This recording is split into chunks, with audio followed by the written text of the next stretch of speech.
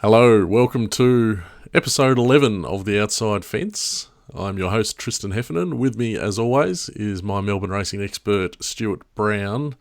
Now, Bowles, this is about take 4 for us. We did a big show last night, and on reflection, your audio didn't come through at all. So if that was my audio, we would have got away with it, but you're dropping all the good stuff. We've had to reshoot it again. In theory, this should be the best show we've ever done with that practice on board, but... yeah, not to worry. It's been a long road. Caulfield was also a long road on Saturday, 10 races. Did you get through the day all right?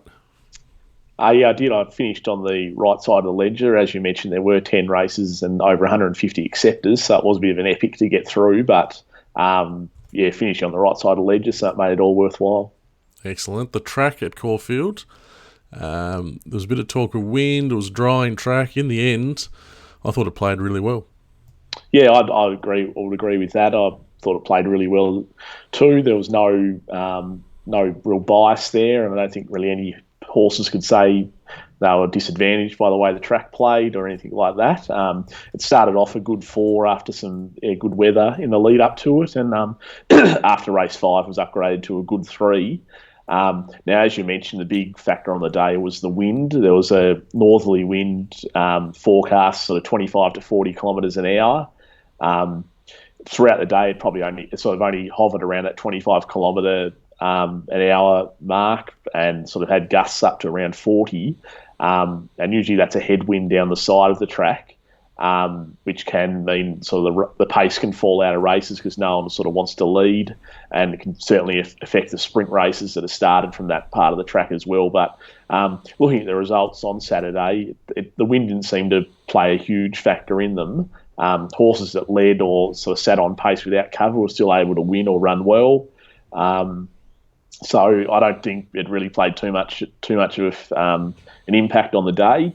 One thing I would say, personally, when I reviewed the meeting, I've just given, I suppose, the horses that were able to run well, racing without cover or even leading, I've just given a little bit of an extra tick to, just purely because the wind still was there, but it possibly didn't play a bigger factor as it could have. Excellent. You talked about the speed dropping out of the races potentially when the winds. We're going to look at 3 races. Obviously, the Memsie is one of them, and that's the first one we're going to go to because it was the feature on the program. There was no worries about the pace dropping out of this race when a few of these declared it on. No, there certainly wasn't. The connections of Beagle Dear Mother were pretty vocal in the lead up to the race that they were going to set a strong tempo and be quite aggressive on it. So that gave, I suppose, punters a bit of confidence. They knew they were betting into a race that was going to be run at a genuine speed, and that's exactly what happened. The horses to look out for here are the eventual winner, Behemoth, which is actually the horse who's got his head in front at the moment in the sort of black and yellow type colours. Another horse to keep an eye out for is Mr. Quickie, which is third last on the fence there in the predominantly white colours. And then back with him is Cascadian in the Godolphin blue colours. And then the other horse that was sort of right in the finish, I suppose, was Glenfiddich, the only 3-year-old in the race, which is out wide on the track, up on the speed there in those sort of red and yellow checkered colours. They're sort of the horses, I suppose, you want to keep an eye out for. Excellent. Let's roll the tape. We'll talk about Behemoth, the winner. Now, this is a horse who comes through a stakes win in Adelaide. Has Behemoth improved on last season, or is this a reflection of the depth in the weight for age ranks at the moment? I think it's possibly a bit of both. I think he's definitely improved. He went to Sydney and ran in the Golden Eagle, and I think he's that trip sort of made him a bit. So he's definitely come back a better horse. The big thing with Behemoth on Saturday was he was drawn barrier 2. He has had some issues in the past, sort of jumping cleanly or being a bit slow away. So that was probably the biggest worry with him. But Craig Williams got him out of the gates perfectly and got him in a beautiful spot there in 4th position. And I suppose his biggest issue at this point was just getting out and getting a run. But that happened on the home turn, and he never really looked like getting beaten from that point on. Yeah, let's just pause it here. So let's talk about the 3-year-old Glenfiddich getting around this corner, because he does seem to wobble a bit here. Do you put that down to inexperience or anything else? Yeah, possibly it could be inexperience, or he might have started to get a bit tired a little bit. But like he's run really well. He was sort of part of the bit of the early speed, then eased out of it and found a nice position. And as you mentioned, he's wobbled around the home turn here. But then once he's sort of balanced up in the straight, he's battled away pretty well, and then eventually finished in third position, which was a pretty good run, given it was his first run for a while and his first crack in that sort of open grade. Okay, let's run here. We're going to see Behemoth get the run. Glenn finished there in the nose roll. Keep an eye on Mr. Quickie there from back in the field as well. Let's talk about Mr. Quickie. Obviously a Queensland Derby winner, but in recent times his best runs have been early in his preparation over these sort of distances. Is this maybe what he really is, and he's not actually a stayer at all? There's a high chance that could be the case. Like a lot of his recent best runs. I know back last spring he ran an absolute cracking race first up in the Maccabi Diva over a mile. So I tend to think he's probably better suited that mile, 2,000 metre range. I know they sort of stepped him out in trip a bit. He ran a Caulfield Cup last year, but I think even kept maybe on the fresh side a bit. And to that sort of 16 to 2,000 metre range, he can continue to be competitive in these types of races. Okay, now there's a horse down the outside which you also pointed out to us there in the Godolphin blue colours, Cascadian. He looks to be going really well. Best last 200 of the race. Where does he go from here though? Is he going to go through this grade, or is there maybe something a little bit weaker that he could drop back into and pick up along the way? Yeah, I'd assume Cascadian would go to the Maccabi Diva Stakes next in 2 weeks' time, which is a mile at Flemington, which should suit him big time. He ran well in the Cantala Stakes, that track and distance in the spring, and the big track should definitely suit him. Like the thing against Cascadian, and probably makes him a hard betting proposition, is that he rarely sort of jumps well, and he's always settling back in the field. And as was the case here, had to make sort of a wide run circling the field to get into the race. Considering all that, he's ran excellent, but it's just purely, as far as the betting proposition goes, he sort of makes it a bit tough on himself. Yeah, okay. I'm going to run through this again one more time. You can watch Cascadian with his performance from the back, because I want to talk about two disappointing runners now. The obvious disappointment in the race was Mystic Journey, who actually had good support despite a pretty average run in the Lawrence Stakes a fortnight ago. She was beaten a long way from home here, wasn't she, Balls? Yeah, she was. The thing, I suppose, with her Lawrence run, you could half excuse it was the shifty track and also the way the race shaped, she probably wasn't in the right position. So if you went back to her old form and knowing she was getting back onto firm ground here, that was probably your angle if you were going to find her. But yeah, she pretty much had every chance. She was involved. She did a bit of work early to sort of find her spot, but once she found a spot, she pretty much had the run of the race along with the winner. But the alarm bells were ringing sort of even before the turn when she was under pressure and not really responding to much. So now with two poor runs in a row, she's obviously headed back to Tasmania now to regroup a bit, and the stable will determine what her next steps will be. But as far as her as a betting proposition, you'd probably want to see her do something again before you outlaying any money on her. Yeah, we did sort of talk about this off air. She's very hard to back next time. She's either going to be probably in a really high quality mares race, or she's going to come home to Tasmania, and if she goes around down here, she's probably going to be really short odds for you to be taking the punt that she's back to her best. So very hard to back Mystic Journey until we see something better from her. Now the other disappointment was Regal Power. We can see him, he's out wide in those pink and white colours. Doesn't really get into the race. It's the second time so far this prep that he hasn't. Alarm bells, are they ringing for this horse? Yeah, they are. Purely, I know 1,400 short of his best distance, and the stable have been sort of on record as saying the horse still has plenty of improvement in it and is needing the racing, but you still probably want to see more from it. And particularly at this time of the year, in the spring, when you're racing these good horses run after run, it's hard to sort of make significant improvement from one run to the next. So you probably want to wait for Regal Power. Obviously, he'll start going up in distance now, but you'd want to see him, particularly at the mile next start, you'd want to see him really perform, or at least sort of running some of the better late sectionals of the race before you sort of can start entertaining him again, I think. Yeah, that's a good point. It's hard to in this company, it's hard to go from that to winning. Like, it's generally going to be this. If he gets back to his best, he's going to maybe place and then go on and win the next start. It's a lot of ground to make up from run to run. Okay, out of this race, is there a horse you want to be with out of this? Is Behemoth flattered by the run, or we going to take that on face value and say he's the one to go with? Well, yeah, like I'm a big fan of Behemoth, so I think he's going to go to a race like the Rupert Clark next, and I'm not sure what kind of weight he'll get in that now being obviously a Group 1 winner, but that's 1,400 at Caulfield again, and I see no reason why he can't be very competitive in that race or even win it. As far as going on to the Maccabi Diva out of this race for a lot of these horses, I know a horse like Cascadian could possibly interest me, but as I mentioned, his racing style makes him sort of a hard betting proposition.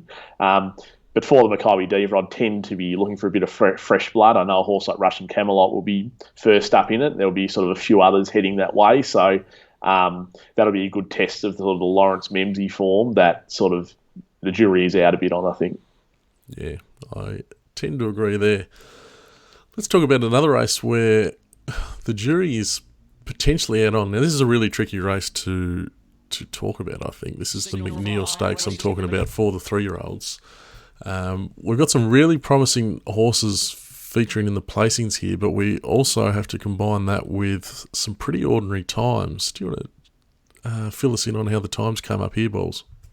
Yep. So as you mentioned, they've only gone at a sort of a below average speed, and the late sectionals, as compared to the day, weren't anything special. To compare it to the Cochrane Stakes, which was the last race on the card for the mares, they've gone a similar tempo, but then the last 600's 5 lengths slower. And yeah, no horse in this race has but run for the day in the top 20 last 600, 400 or 200. 200 on the day, so that's some worry, particularly if you want to judge these horses at 1,200 metres. Obviously, the saving grace for a few of these will be that they look like their best performances will come at sort of 1,400, 1,600 or even further. So they might be sort of not the greatest 1,200 metre horses, but they sort of show their best once they get up in trip. Yeah, okay. Let's have a look at these runners. We're going to roll this forward so we can possibly see a couple of these back markers that feature. Now, we've got the eventual winner, Immortal Love, back there last in screen. Hidden behind the horse in the blue there is in the Mick Price pink, purple and white colours. We've got Flying Award back near the tail with him. He's in the famous Seamus Award colours, the black and green with the white sleeves. And we've got Tagaloa, one of the leading 2-year-olds last season. He's going to drive through in the, I don't know what colours they are. They're dark blue, black, white with the blinkers on. We'll see him drive through up into second. But that point on the times, I think the fact that a few of these have come from at the tail, it gives them a bit more merit than the others. Yeah, it does. And obviously, I suppose the concern would be that if they have come from the tail, but they still haven't run that sort of top 20 sectionals of the day. So that can be a little bit of a worry. But yeah, and that sort of shows, I suppose, that they are looking for greater distance or can be more successful at a greater distance. But as you see, yeah, Immortal Love and Flying Award, they're pretty much last and second last at the moment. And Immortal Love gets the run, and Flying Award sort of follows it through. Whereas, and I think, like, I put more merit in the runner Flying Award, to be honest, just because I don't think it had the absolute luck that Immortal Love had. It sort of got a great run through, whereas Flying Award was always sort of tight in the run, and was sort of always in between horses and sort of taking those tight runs. Yeah, we see Tagaloa's kicking on really strongly there off the speed, but they get swamped. A few of these have rattled home. There's ranting even down the outside there too, so we get a blanket finish. Sometimes a blanket finish can be a bit worrying for the form as well when they all finish together, but all that said, I think we've got 3 really promising 3-year-olds in these 3 place getters. Yeah, well, I think as far as the Victorian 3-year-olds go, this is sort of the A grade of sort of, I suppose, the ones who are a bit exposed. There's probably a few that have only sort of had one start or so that have still need to prove themselves, but this is, compared to, say, the Vane Stakes a couple of weeks ago, I'd say this is a vastly superior race. Okay. Yeah, we'll go back and we'll run those through again. The obvious ones are the the three-place getters. We've talked about them. We expect them to go on to races like the Guineas Prelude, through to the Guineas, and potentially the Cox Plate. Are we talking that sort of level?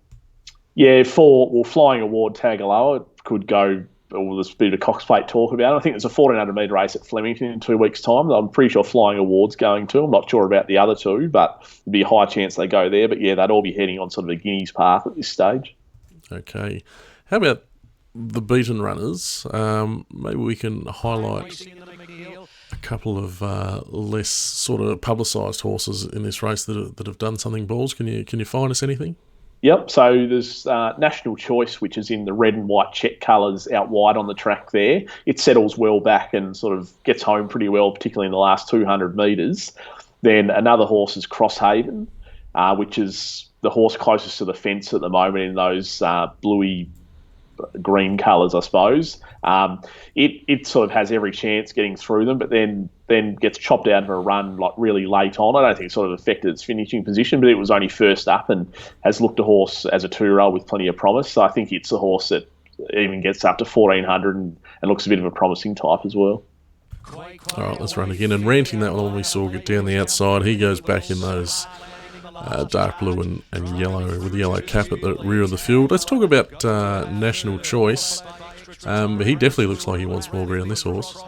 Yeah, so both his runs as a 2-year-old, he settled well back and got home well. He won his first start at Geelong and then ran third at Caulfield in a race that I think is pretty smart. Now, the thing with National Choice is he definitely looks a horse that wants at least a mile, as he's always been under pressure, and as I mentioned, he finished off well in the last 200 of this race. I even think he's the sort of horse that set of blinkers could go on and it could really sort of sharpen him up a bit as well. So even though on paper it might not have been the greatest run on earth, he's definitely a horse I wouldn't be giving up on out of this race. Okay, and then we have Crosshaven getting across hills there as well and Ranting down the outside. I'm going to put you on the spot here, Balls. We've got, well, we'll say the three place getters here, maybe Ranting if you want to throw him in as well. If you have to pick one of these 3-year-olds to take to the Guineas and then potentially the Cox Plate between the runners here in the McNeil or the 3-year-old in the Memsie, Glenn Fittich, who do you want to take? Definitely Flying Award for me. I'm quite enamoured with this horse. He didn't race at the top echelon as a 2-year-old, but his runs were excellent, including a very good win at Flemington before he went for a spell. And he just always looked the horse that wanted ground and also had a lot of improvement in him.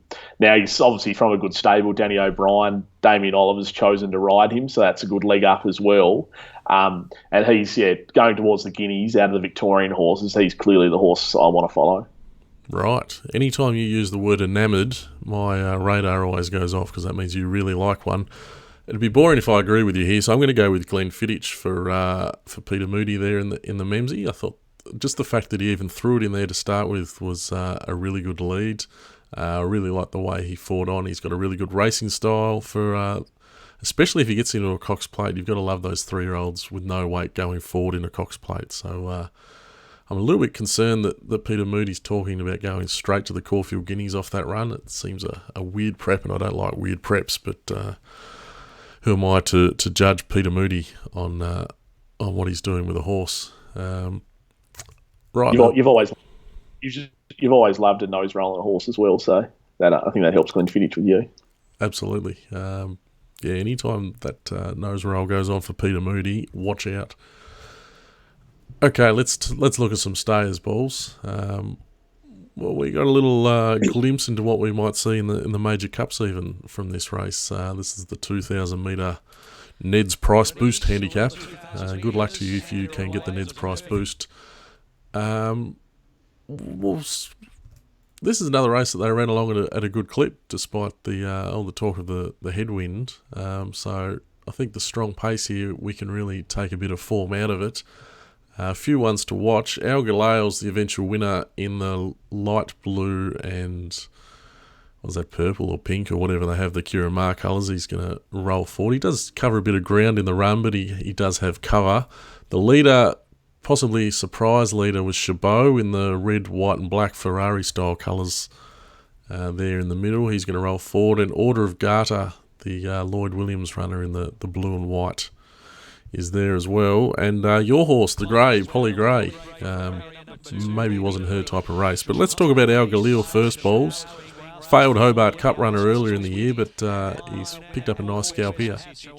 Yeah, well, Hobart Cup 2400, I think that's a bit of a bridge too far for him. But yeah, this was 2,000 metres, and he's a very effective horse in those sort of open handicap range, even listed Group 3 grade, 1,800 to 2,000, particularly on dry ground, which he loves. So he got a lot of things in his favour on Saturday, and he also obviously had a nice run, sort of 3 wide with cover without too many traffic problems. The little thing I suppose I was impressed with our Galayel, even though he did have every chance, the horse he was following was Northwest Passage, and it didn't really take him into the race, so he had to get going a bit earlier than probably would have been ideal, and he's still quite strong on the line. So even though he's had every chance, he's beaten sort of a couple of quality horses. I don't think he's probably got the scope of, but nothing wrong with backing our Galayel in these types of races. Yeah, beauty. I'm just going to pause it here because this is about when he's about to roll around the field. Let's talk about Schabau, because I didn't think Schabau was going to lead. First up here for 105 days. Did show a fair bit of promise last season. How did you see his return, and can he get onto some of these bigger cups on the horizon? Yeah, I thought it was an excellent return. Like you, I was quite shocked to see it leading. I actually probably got the map of this race a bit wrong. I thought Orderofthegarter would head forward and Schabau would be just off them, but that's the randomness of racing, I suppose. But yeah, as mentioned, he's led and gone along in a genuine tempo, and plus obviously had the headwind as well. And he's battled on excellently. Like he travelled well into the straight. Our Galayel looked to have him cold early in the straight, but he's sort of battled on really well, and only just gone down in what was, as you said, his first run for 105 days. Now, he's the sort of horse who's always been spruiked ever since he came to Australia. Robert Hickmott trains him, obviously knows what it takes to train a Melbourne Cup winner, and that's the direction he'll be heading in. You'll go to a 2,500 at Flemington in 2 weeks' time, and then on to the Bart Cummings over the same track and distance. The winner of the Bart Cummings goes straight into the Melbourne Cup, so that will be the plan with this horse. So those next two starts, those 2,500 at Flemington, will be right up his alley. He's definitely a horse that I'll be looking for in those kind of races. All right, let's watch our Galayel about to take off now and chase after Schabau. We'll talk about Orderofthegarter. This is a horse who found the line really strongly. It's always a bit of a... We have a lot to learn with these Lloyd Williams types that come out to the country. Where do you see this horse getting to? He's still pretty lightly raced. Is he going to be possibly top class when the big cups are around? Probably not at this stage, but he's obviously lightly raced, as you said. He's got a bit of scope about him, and he's got great connections, trained by Danny O'Brien. So he's a horse that can definitely improve, but he's pretty much had every chance here. He's followed the winner, come off its back at the top of the straight, and just hasn't been quite able to run it down. Now it was only second up after running well in the fast mile race at Flemington first up. So I'd assume it's still got some improvement in him, although I would have expected the horse would have been pretty fit coming into this prep. He's a horse who'll now go to the Naturalism Stakes, which is obviously over the same track and distance, the 2,000 at Caulfield. And the winner of that is exempt from ballot in the Caulfield Cup, so that would be his aim at this stage.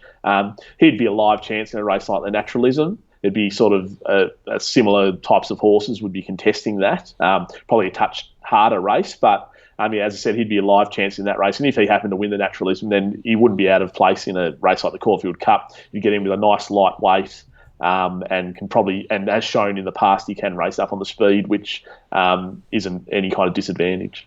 Yeah, he really did attack the line that last bit. Let's talk about Polly Grey, a bit of a favourite of the show here.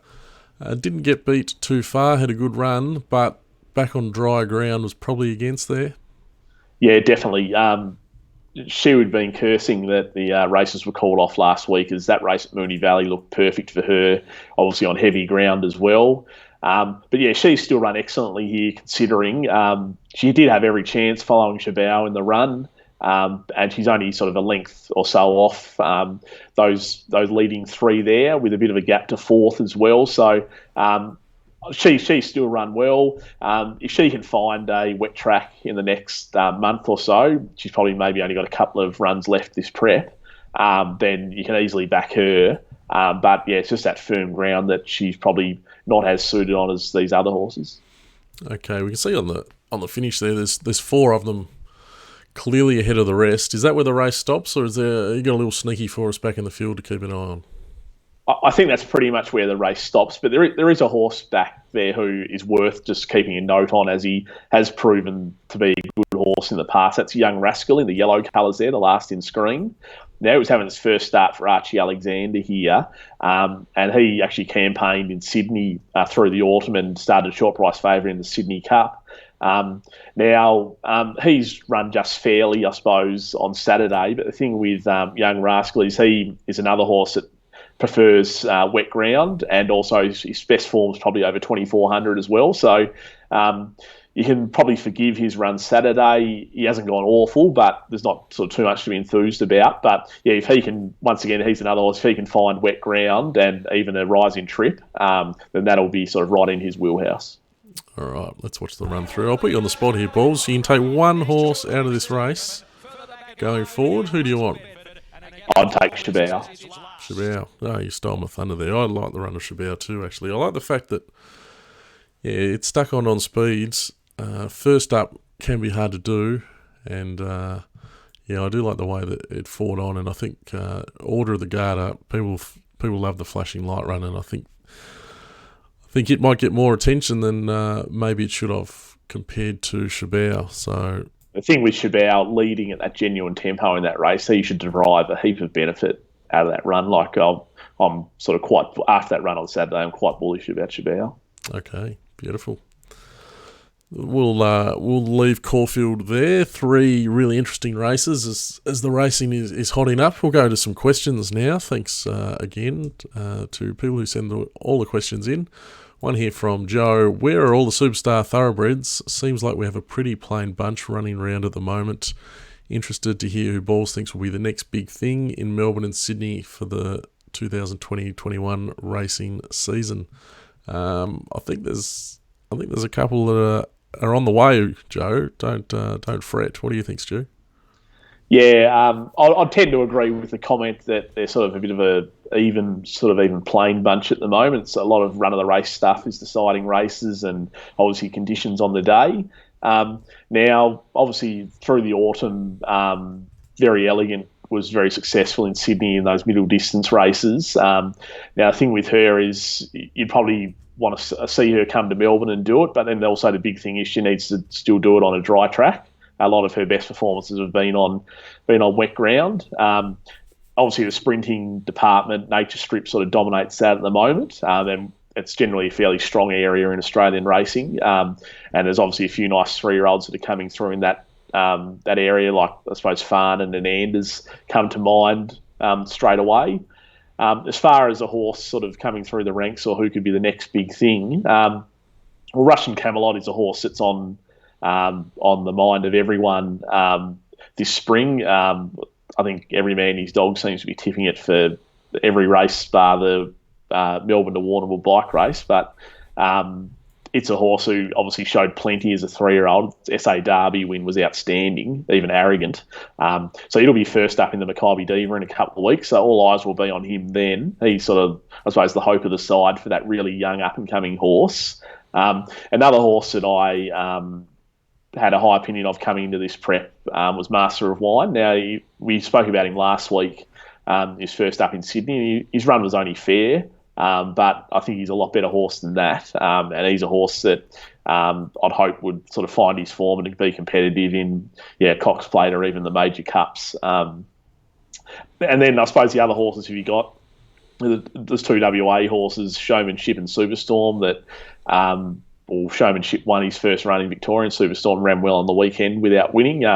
They're both horses that are very lightly raced and look to have plenty of ability. So they're, I suppose, another 2 that could rise in grade this preparation and really put their name in lights. Yeah, there's a bit to come. Obviously, it's going to be must-watch, the Maccabi Diva with Russian Camelot kicking off there. I'll tell you what else would be must-watch would be if this 3-year-old Anders that bolted in on the weekend up in Sydney, if it gets through to an Everest taking on Nature Strip and possibly Farnan as well, if they tend to go that way, are they going to the Everest with Farnan or maybe not? Not sure. They'd probably maybe go to a Coolmore or something like that, I assume. I think it's a cult, so obviously that's where the value lies. Exactly. Yeah, okay. But if Nature Strip and Anders match motors in an Everest, look out. That'll be one for the ages to be watching, I think. Plenty there for you there to go on with, Joe. You've also given us a decent clip because we haven't got to a question you asked us a few weeks ago. You wanted to know, if there is time, can you give us a beginner's guide to staking? If I have a bank of X, what should I be betting each race? How do you work out your max bet and min bet? Should it be based on your bank? Does your staking change if you have multiple bets in one race? Now, this is a massive topic, staking. I don't think there'd be two people that stake the same way. There's so many different ways you can approach it, but we'll give you a couple of quick thoughts. First of all, it all depends on how you want to punt. If you want to be serious and you want to bet a percentage of your bank and you want to make sure you're in for the long haul, we'll touch on that first. We're talking about max bet. I'd say 5% of your bank is probably a pretty good general rule to not go above. There's obviously a lot of variance in horse racing, and staying in the game is probably your number one aim. So try and stay below 5% on a race if you can. I think if you're backing multiple runners, don't get too carried away and start betting well above that 5% because you're backing more horses in the one race. I think backing multiple runners, you probably want to bring them back a little bit so your total spend on the race is still pretty similar to if you're having a big bet on a horse you really fancied. In terms of what method to work out how much you should be betting in comparison to your bank, there's a lot of different theories out there, whether you bet to win a certain percentage or if you just bet a certain percentage. The Kelly criterion's also worth looking up. That's a really aggressive way of staking depending on your perceived edge in the race. I think if you jump on Google, you'll find a heap of different approaches and reasonings behind each of them. But in the long run, keep some notes on how you're going. Find something that suits how you like to bet, and just make sure you don't bet too much and keep reviewing it, see how it's going. But that's if you want to take it seriously. If you just want to have a punt on a Saturday and you've got a certain amount of money, you can obviously get quite aggressive with it if you want to, if you don't mind losing it, classifying it, say, as entertainment money. My only recommendation would be to set a limit and don't go over it and don't chase by the end of the day. You can get a bit caught up in all this get out stakes and blasting out in the last race, blah, blah, blah. Don't fall for that. Don't get yourself in trouble by going over your limit. Set yourself a limit, have some fun with it. But just stay a little bit safe from that perspective. How about you, Balls? Do you have any sort of staking strategies that you stick to, or any advice there for Joe? I definitely agree with your last point there about the get out stakes or chasing your losses type thing. I think generally if you can work on the thought that there is no last race, I suppose, and look at punting as the long game, then that can sort of help in that regard.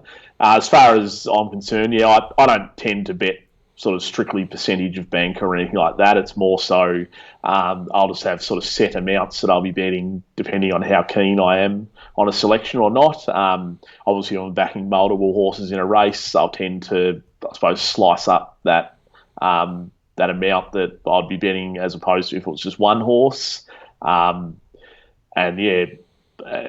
a lot of it has to do with obviously how keen you are on the selection, and then also obviously remember that you don't necessarily have to bet in every race. There's you can take a race off if you're not comfortable, and obviously if you really like something, then you probably need to try and maximise your return in that situation.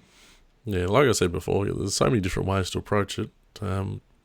As you go, you'll start to work out what works for you. But there's a few different ideas to play around with and see what you like. See how you like to go about it. We're going to move now into takeaway of the week. Balls, I'll let you kick off this week. You found a really useful tool for for the punters at home? Yeah, so obviously we spoke earlier about the wind at Caulfield on Saturday, and sort of how at a lot of Caulfield meetings it can be a big factor. As mentioned, the northerly wind is probably the wind there that has the most effect on racing, and that, as mentioned, is a headwind down the side of the track, and also from where they start the 1,000, 1,100, and 1,200 metre sprint races.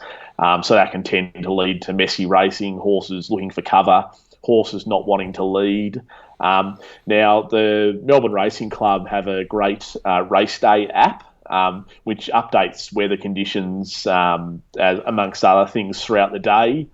So it's always handy to have that on your phone, or have it sort of open through the day, just to double check every now and then, sort of if the wind has changed, or it's strengthened or weakened, or just it updates you on any sort of conditions in the day that may be prevailing. So that's a great tool for punters to assist them to obviously hopefully back a winner in the end.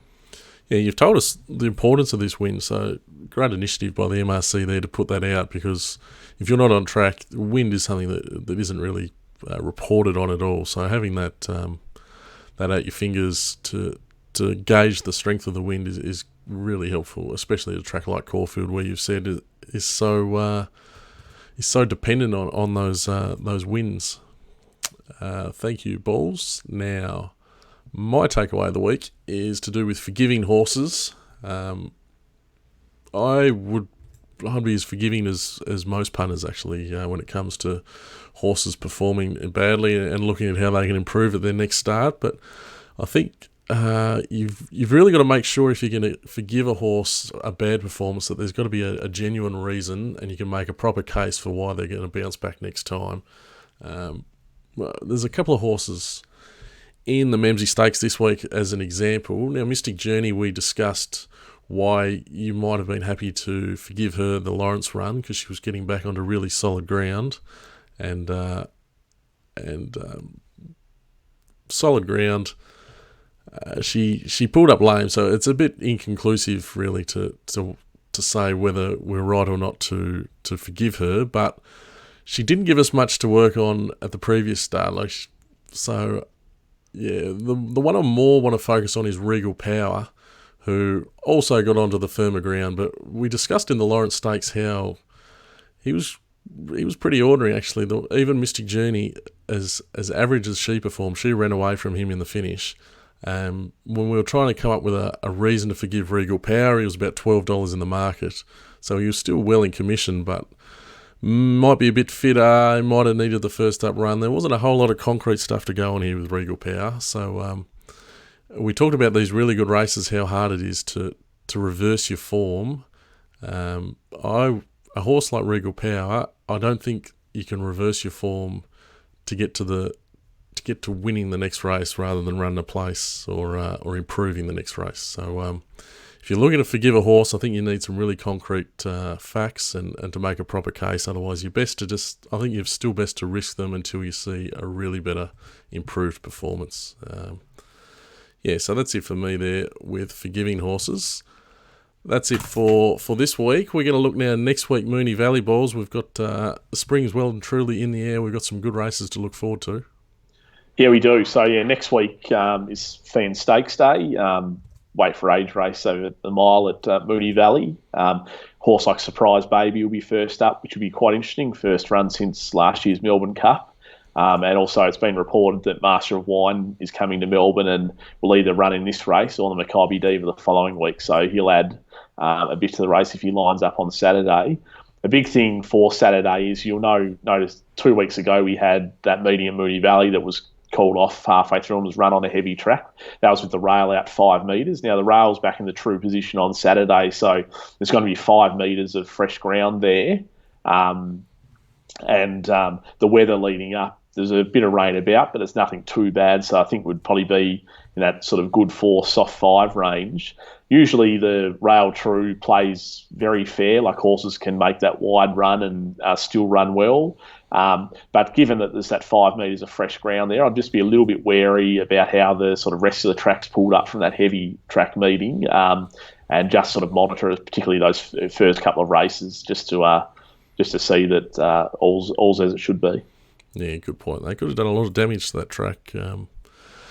We talked about the really good information Marty Synan puts out for Moonee Valley, so that's definitely worth tuning into before you get too carried away betting on this Moonee Valley meeting on Saturday. Also, it looks like we're going to see Hanseatic first up in the McEwen, one of the best 2-year-olds from last season, so that's exciting as well. That'll do us this week, Balls, after take 3 or 4 or whatever it is on this episode. Thank you for your time. Thanks to everyone who watches. Be great to get a like or a subscribe or some Twitter love. We appreciate all the support we've been getting. Thank you, Balls. Thank you, everyone. We will see you here again next week. Thanks, Hef.